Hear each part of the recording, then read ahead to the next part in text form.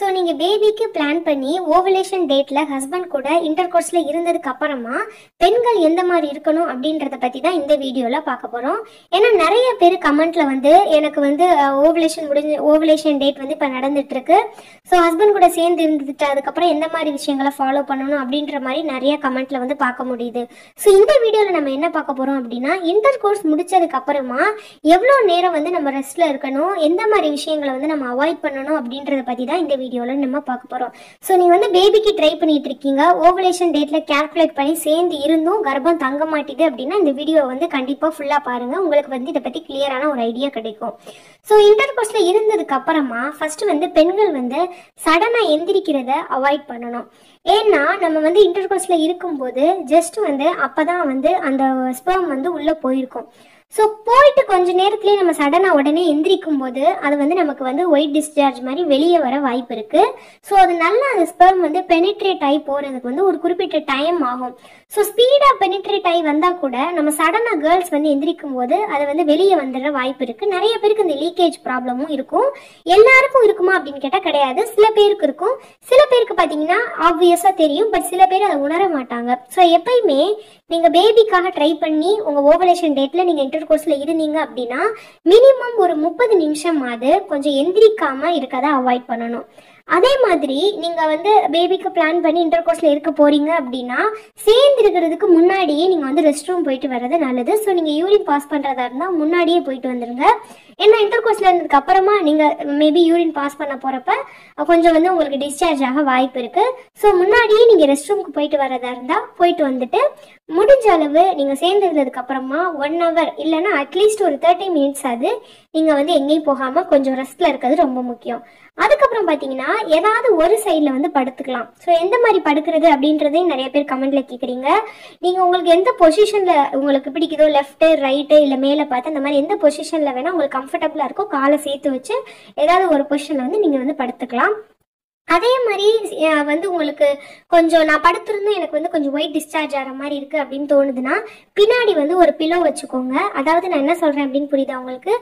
உங்களோட இடுப்பு வந்து கொஞ்சம் மேலே ஏற்றின மாதிரி பில்லோ கொஞ்சம் வச்சுக்கோங்க. பில்லோ வச்சுட்டீங்க அப்படின்னா நீங்கள் கொஞ்சம் உங்கள் கால் வந்து கீழ் நோக்கி இருக்காது. ஸோ மேல் நோக்கி இருக்கும்போது உங்களுக்கு அந்த மாதிரி லீக்கேஜ் வர்றதை அவாய்ட் பண்ணலாம். ஸோ முதுகுக்கு பின்னாடி உங்கள் பேக்கில் வந்து ஒரு பில்லோ வச்சுட்டு நீங்கள் வந்து கொஞ்சம் சாஞ்சாப்பில் இருந்தீங்க அப்படின்னா கொஞ்சம் வெளியே வர்றதை வந்து அவாய்ட் பண்ணலாம். ஸோ அதுக்கப்புறம் எல்லாத்த விட முக்கியமான விஷயம், பேபிக்காக பிளான் பண்ணி அந்த ஓவலேஷன் நாட்களில் சேர்ந்து இருக்கும்போது நம்ம வந்து மைண்டில் வந்து அதை நினைக்காம இருக்கிறது ரொம்ப முக்கியம். ஸோ வந்து நம்ம பேபிக்காக இருக்கோம், இந்த தடவை நமக்கு ஓவலேஷன் நடக்குது, ஸோ இன்னைக்கு நடக்குது, ஸோ இன்னைக்கு நம்ம வந்து சேர்ந்துருக்கணும், நெக்ஸ்ட் வந்து நமக்கு இந்த மந்த் பீரியட் வரக்கூடாது அப்படின்ற விஷயங்கள் கண்டிப்பாக மைண்டில் இருக்கும்.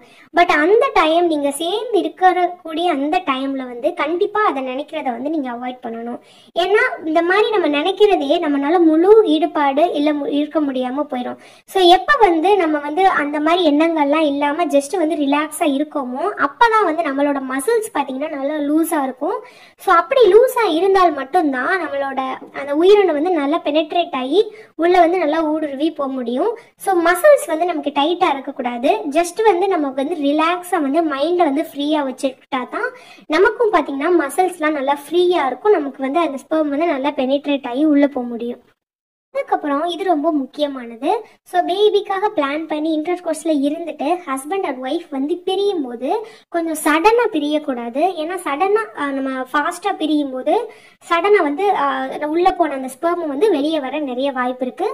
ஸோ ஹஸ்பண்ட் அண்ட் ஒய்ஃப் வந்து இன்டர் கோர்ஸில் இருந்துட்டு பிரியும் போது கொஞ்சம் மெதுவாக வந்து விலகணும். விலகினதுக்கு அப்புறமுமே நீங்கள் வந்து ஒரு சைடு லெஃப்ட் இல்லை ரைட் வந்து ஏதாவது ஒரு சைடில் வந்து கம்ஃபர்டபுளாக படுத்துக்கோங்க. ஸோ படுத்தும் உங்களுக்கு வந்து கொஞ்சம் உங்களுக்கு வந்து உள்ள கரெக்டாக போன மாதிரி தெரியல, கொஞ்சம் லீக்கேஜ் இருக்க மாதிரி இருக்குது அப்படின்னா பில்லோ வந்து வச்சுக்கிறது தான் பெஸ்ட்டு. ஏன்னா டாக்டர்ஸுமே அதை தான் வந்து உங்களுக்கு சொல்லுவாங்க, நானும் கேள்விப்பட்டிருக்கேன். ஸோ வந்து உங்களுக்கு அந்த மாதிரி லீக்கேஜ் இருக்குது அப்படின்னா அதாவது கீழ் நோக்கி படுக்காமல் கொஞ்சம் வந்து உங்கள் இடுப்பை மேலே ஏற்றின மாதிரி பில்லோ வச்சுட்டு அந்த மாதிரி நீங்கள் படுக்கணும். சடனாக வந்து எந்திரிக்கிறத அவாய்ட் பண்ணணும். அதுக்கப்புறம் யூரின் வந்து முன்னாடியே போகணும். இது எல்லாத்த விட ரொம்ப முக்கியம் வந்து பேபிக்காக தான் நம்ம இதை பண்ணுறோம், ஸோ நமக்கு குழந்தை வேணும் அப்படின்றத அப்படின்றத நம்ம வந்து நினைக்க கூடாது. நம்மளோட பார்ட்னருக்கும் அதாவது நம்மளோட ஹஸ்பண்டுக்கும் வந்து அதை ஃபோர்ஸ் பண்ணக்கூடாது. ஏன்னா பசங்களுக்கு வந்து அதுவே வந்து ஒரு ஸ்ட்ரெஸ் ஆயிடும். ஸோ பேபிக்காக பண்ணணும், இந்த தடவை பேபி தங்கணும் அப்படின்றத நம்ம சொல்லும்போது ஸோ ஹஸ்பண்டுக்கும் வந்து அது ஒரு ஸ்ட்ரெஸ் ஆக வாய்ப்பு இருக்கு. ஸோ அதை வந்து நம்ம நினைக்காம ஜஸ்ட் வந்து நம்ம நார்மலாக வந்து ஒரு விஷயம் நம்ம பண்ண போறோம். ஸோ வந்து இதை வந்து நம்ம ஸ்ட்ரெஸ் பண்ணிக்க ரெண்டு பேரும் வேணாம் அப்படின்றத புரிஞ்சுட்டு ரெண்டு பேரும் ஹேண்டில் பண்ணும்போது நீங்களும் ரிலாக்ஸா இருப்பீங்க, உங்களோட மசில்ஸும் வந்து ரிலாக்ஸா இருக்கும். ஸோ ஈஸியா பெனிட்ரேட் ஆகி வந்து போகவே நிறைய வாய்ப்பு இருக்கு. ஸோ இதுக்காக தான் இந்த வீடியோ. உங்களுக்கு வேற ஏதாவது பிரெக்னன்சி சம்மந்தப்பட்டது ஏதாவது உங்களுக்கு டவுட் இருக்கு அப்படின்னா கமெண்ட்ல மென்ஷன் பண்ணுங்க, கண்டிப்பா நான் ரிப்ளை பண்றேன். என்னோட சேனல் இப்போ தான் ஃபர்ஸ்ட் டைம் பாக்குறீங்கன்னா மறக்காம சப்ஸ்கிரைப் பண்ணிக்கோங்க. அண்ட் இந்த வீடியோ பார்த்த எல்லாருக்கும் ரொம்ப நன்றி.